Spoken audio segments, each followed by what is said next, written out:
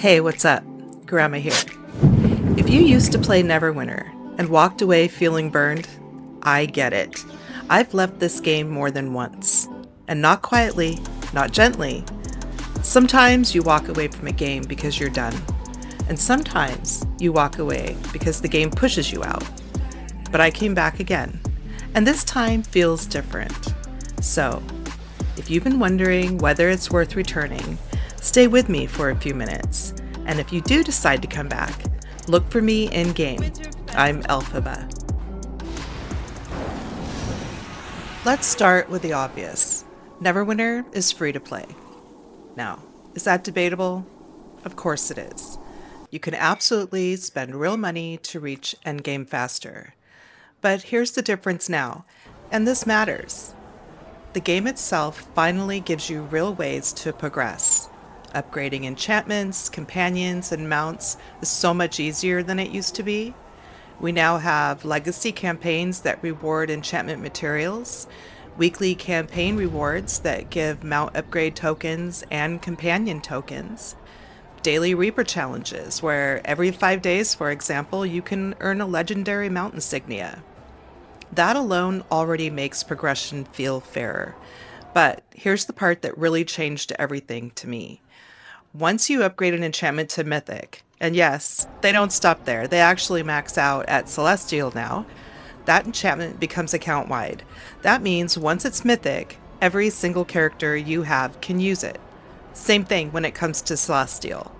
You're no longer upgrading the same enchantment over and over on every character. You upgrade it once, and you're done. And on top of that, there used to be around 20 different enchantments to manage. Now, there's 11. Less clutter, less confusion, less grinding. So, you're working with fewer enchantments, they're easier to upgrade, and once you invest in them, they benefit your entire account. That's a massive quality of life change. Progress used to feel like starting over every time. Now, it actually feels like progress. I want to be honest about why I left.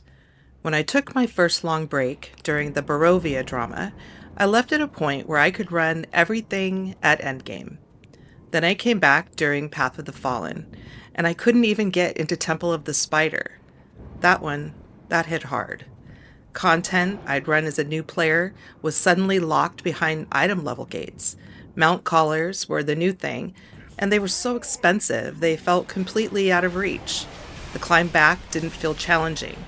It felt exhausting. It felt like trudging through mud. And I remember sitting there thinking, why am I working harder just to get back to where I already was? So, I walked away again. This time, I came back about 3 months ago. And yes, things had changed again. But this time, it felt different. Now, you can access the newest content regardless of item level. That alone changes everything. You can jump in immediately and start earning solid purple gear instead of being locked out and told to grind older content for weeks first. And then there's Astral Diamonds. And this is important if you're returning. If you come back, I strongly recommend this on day one. Go through your inventory, your bank, and your mail on every character that you have. Then, go visit the Antiquity Scholar and Protector's Enclave.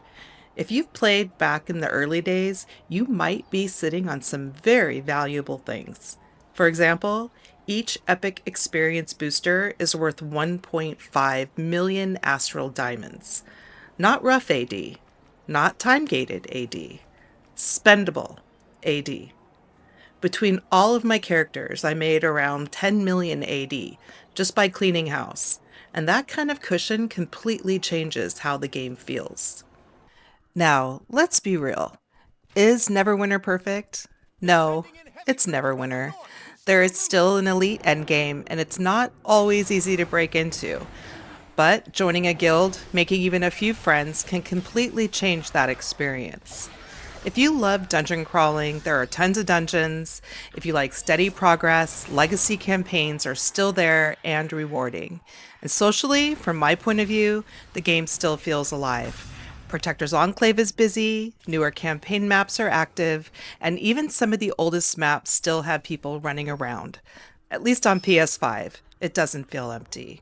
I'll say this too, if you can swing it, I still recommend VIP. It's $10 a month for a free game, and for me, the benefits still outweigh the cost. And here's the nice part. Whatever VIP level you had before, you still have it. That means bank access, post office, signpost, right there, like you never left. So no, Neverwinter isn't perfect, but for the first time in a long time, coming back doesn't feel like punishment. It feels manageable, feels welcoming, and honestly, it feels fun again. If you've been on the fence, maybe now's the time to take another look. And if you do decide to return, look for me in-game. I'm Elphaba. Remember, I play the way I play, you play the way you play, and if you play like I play, this might help you. And if this video helped you decide, leave me a like, drop a comment, and subscribe. Until next time, this is Grandma, and I'll see you out there.